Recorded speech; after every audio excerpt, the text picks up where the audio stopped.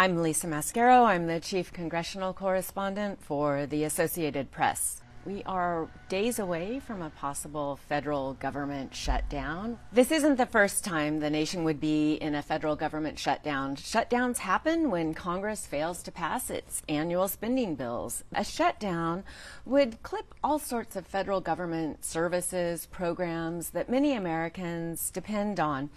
Of course, Social Security checks are still expected to go out, and other programs are still expected to be running somewhat. However, government employees, millions of employees, not just here in Washington, D.C., but across the nation, would be told to stay home. So ordinary Americans could see all sorts of closures if the federal government shuts down. Of course, the national parks always shut down, but there's other things that Americans might not see. Perhaps food safety inspectors or work being done at national labs and sciences to improve health care, and of course at the airports. There's always concern that the airports will see worker shortages and staff shortages, and that could impact travel for millions of Americans. And of course passports, if folks are trying to receive a new passport to travel, that also would potentially face shutdowns. So there's lots of seen and unseen ways that a disruption in the federal government could ripple across the U.S. economy and ripple across the lives of ordinary Americans.